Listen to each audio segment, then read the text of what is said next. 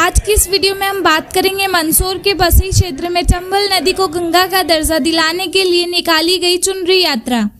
आयोजन में आज भाजपा के महासचिव कैलाश विजयवर्गीय और रामायण में राम का किरदार निभाने वाले अरुण गोविल शामिल हुए, जहां कैलाश विजयवर्गीय का राम भक्त अवतार दिखाई दिया, जहां उन्होंने रामायण चौपाई की चंद लाइनें अपने अंदाज में गाकर सुनाई।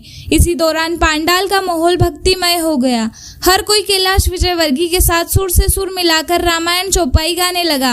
इसी के साथ ही रामायण में राम का किरदार निभाने वाले अरुण गोविल ने भी तब समा बांध दिया जब उन्होंने रामायण के अंश को अपने अंदाज में प्रकट किया। उनकी हर कला को देखकर पांडाल में मौजूद लोग तालियां बजाने लगे। दरअसल कार्यक्रम का आयोजन चंबल नदी को गंगा का दर्जा दिलाने के लिए किया। चंबल नदी के पूर्व में 99 नदियां मिलती थी, लेकिन अभी हाल ही में सरकार ने नर्मदा को भी चंबल नदी से जोड़ दिया है, जिसके बाद ही चंबल नदी में पूरी 100 नदियों का मिलन हो गया है।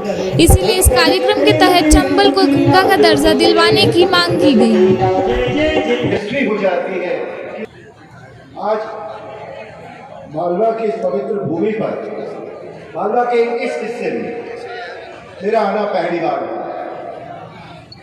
इंदौर आना बहुत हुआ, उज्जैन बहुत बार बात आ गई। इस पर्टिकुलर एरिया में मुझे पहली बार आने का मौका मिला।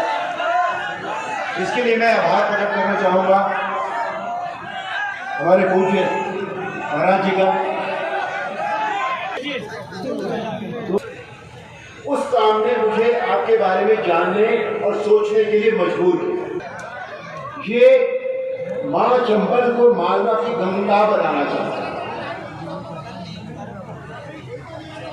जो माँ है ऑलरेडी।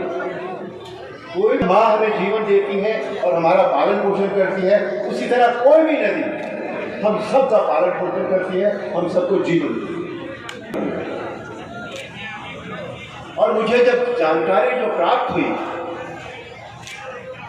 वो जानकारी महामंडलेश्वर पूज्य, लेकिन जो जानकारी प्राप्त हुई वो ये जानकारी प्राप्त हुई तपस्वी है, योगी है और सच में ये सबके बारे में सोचता है। और उस बात कि मुझे इस धरती पे चरण छूने का अवसर मिला, आप सबके दर्शन करने का अवसर मिला, मातृशक्ति को मेरा बहुत बहुत प्रणाम। जो दोषी थे उनके खिलाफ कार्रवाई कर रहे हैं और इससे कोई सी भी घटना ऐसी नहीं है जहां पर कार्रवाई नहीं की गई हो। देवास में जो है बुजुर्ग के साथ आधार कार्ड नहीं दिखाने को लगा, देवास में एक बुजुर्ग के साथ मारपीट की जाती है। नहीं, अब इंडिविजुअल घटना पे तो मैं जवाब नहीं दे पाऊंगा, कोई पॉलिसी मैटर हो तो उस पर जवाब दे सकता। सर, कोरोना प्रोटोकॉल में देखिए, उज्जैन नहीं, देश में कहीं पर भी देश विरोधी नारे लगेंगे तो उनको कुचल दिया जाएगा। और सरकार से मैं निवेदन करूंगा कि ऐसी प्रवृत्तियां, और समाज से भी निवेदन करूंगा कि ऐसी प्रवृत्तियां को हमें बिल्कुल प्रोत्साहित नहीं करना है। ऐसी प्रवृत्तियां कुचल देना चाहिए, क्योंकि यह देश जो स्वतंत्र हुआ है ये बहुत सारे नौजवानों के बलिदान से हुआ है। बहुत सारे नौजवानों ने फांसी के फंदे को चुमा है, फिरंगियों की गोली को अपनी छाती पर झेला है जब इस देश को स्वतंत्रता मिली है। और ऐसे समय में इस स्वतंत्र देश के अंदर कोई हमारे दुश्मन के लिए जयकार के नारे लगाएगा तो उसे कभी बर्दाश्त नहीं करेगा। कमलनाथ का ये कहना है कि जो अधिकारी है मध्य प्रदेश के, वो बीजेपी का बिल्ला लेकर जेल में काम कर रहे हैं, 2 साल बाद सरकार बदलने होगी। कमलनाथ जी का बयान के ऊपर मैं कोई टिप्पणी नहीं करूंगा।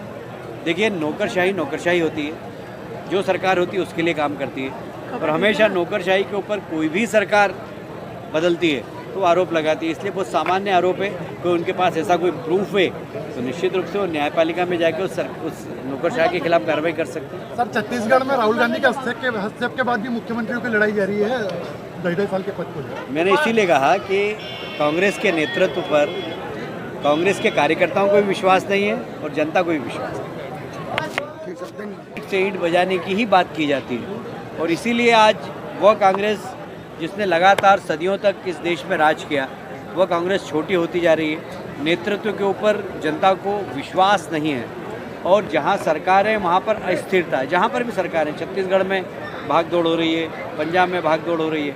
कुल मिलाकर कांग्रेस के पास अभी